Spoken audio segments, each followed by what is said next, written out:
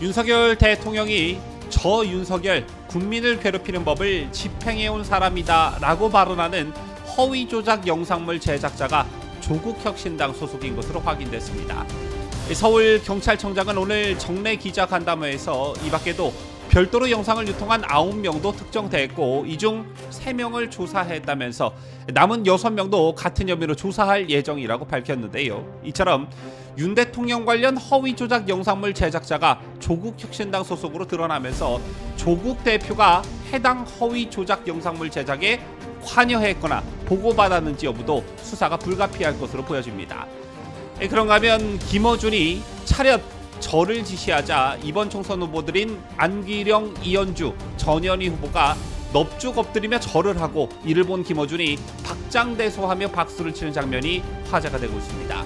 이 장면에 다소 충격을 받았다는 분들도 계신데 이 소식도 함께 전해드립니다.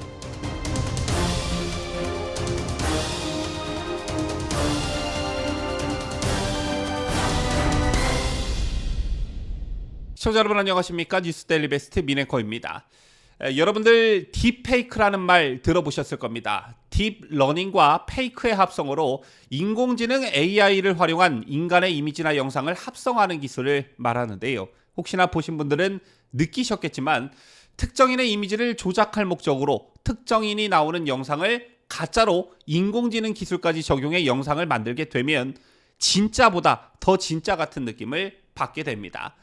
저런 딥페이크 영상을 제작해 유포하게 된다면 특히 그 딥페이크 영상 속의 인물이 정치인이라면 민심을 왜곡시킬 뿐만 아니라 엄청난 사회적 파장을 불러일으킬 수 있습니다.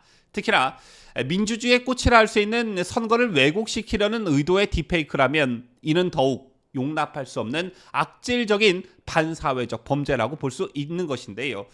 자, 온라인 영상물의 경우 유포 속도가 워낙에 빠르기 때문에 선관위 등 당국이 감시 단속한다 손 치더라도 이미 선거판을 뒤흔든 다음에 뒷북 처리에 그칠 수밖에 없습니다. 따라서 딥페이크가 한번 유통되게 되면 불법 게시물을 삭제하더라도 이미 삭제하기 전에 이 게시물을 본 유권자들에게는 특정 정당과 정치인에 대해 왜곡되거나 편향된 인식을 심어줄 수밖에 없기 때문에 유권자의 정확한 판단을 흐리게 하는 매우 중차대한 범죄 행위라고 할 수 있는 것입니다.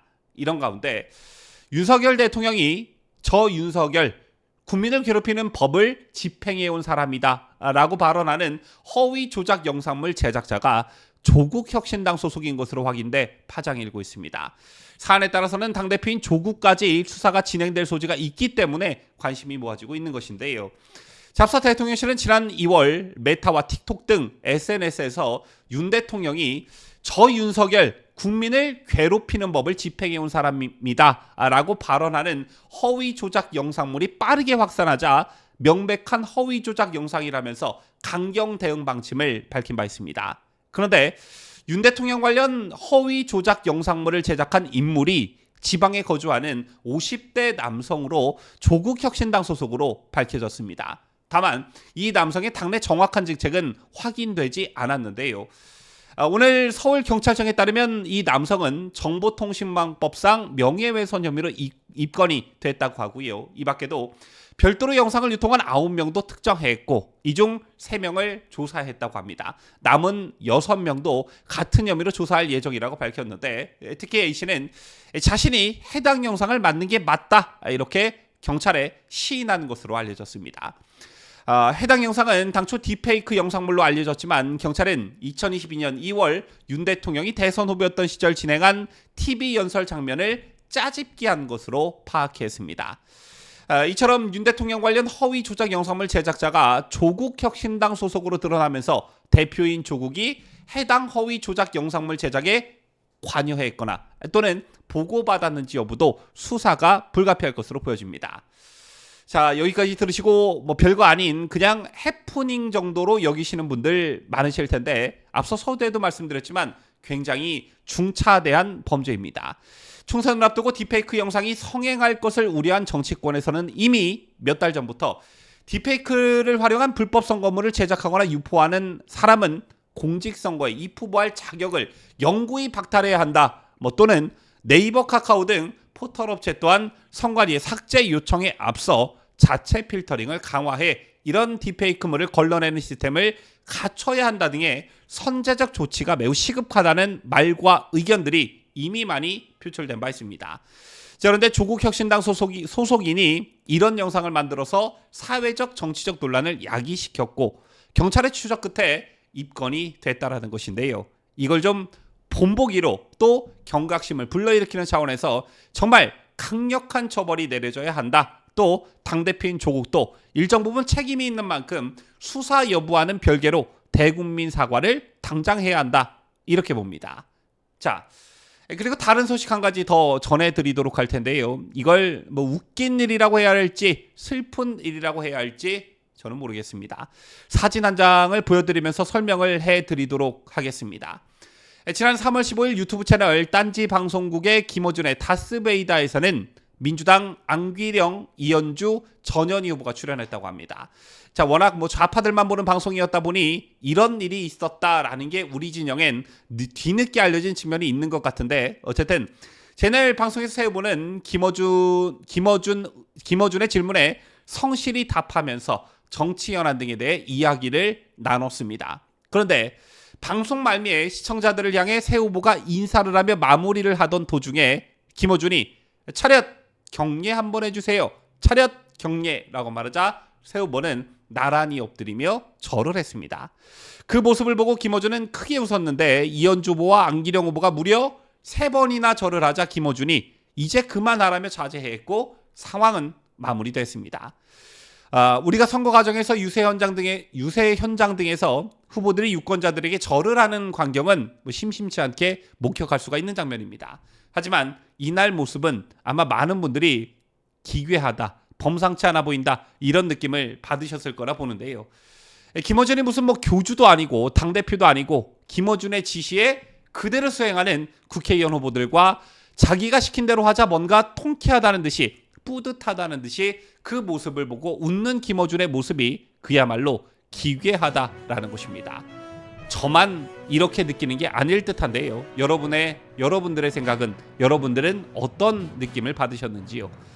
지금까지 저는 자유대한민국을 소화하는 뉴스데일리 베스트 민앵커였습니다.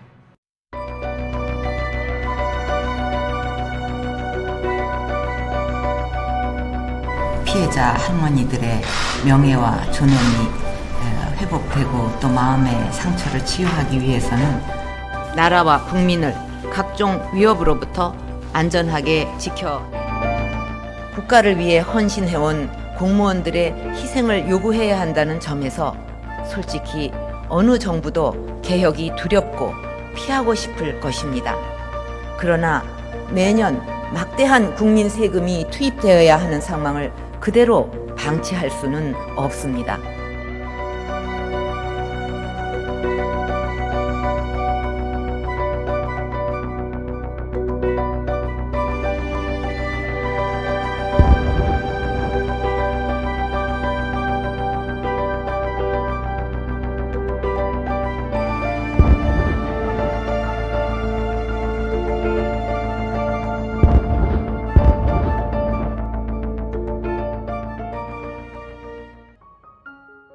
시청자 여러분 안녕하세요. 뉴스데일리 베스트 운영자이자 뉴스를 전달하는 앵커 민들레입니다.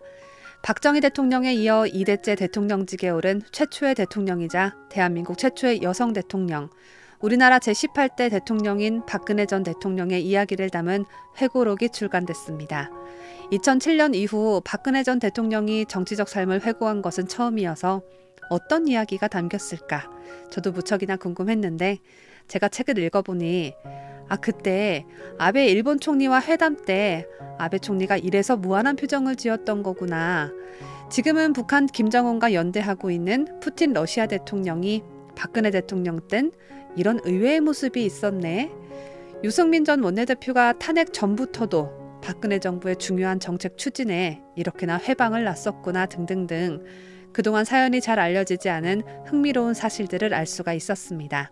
이 밖에도 세월호 7시간에 대해 시간순으로 자세히 기록되어 있고 재판과 수감 생활 등 그간 궁금했던 사건들의 뒷이야기, 또 책 속의 부록으로 언론에 공개되지 않았던 박 전 대통령의 개인 소장용 사진이 수록되어 있어서 박 전 대통령이 들려주는 이야기를 듣는 재미와 사진 구경하는 재미까지 한데 더해진 회고록이라고 할 수 있겠습니다.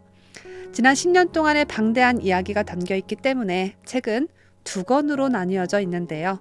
아직 구입하지 않은 분들 계시다면 어둠을 지나 미래로 1권과 2권 세트로 함께 구매하셔서 꼭 읽어보시길 강력 추천합니다. 저의 회고록이 우리가 더 나은 미래로 가는 작은 디딤돌이 되었으면 합니다. 국민 여러분과 함께 할 수 있어서 행복했습니다. 감사합니다.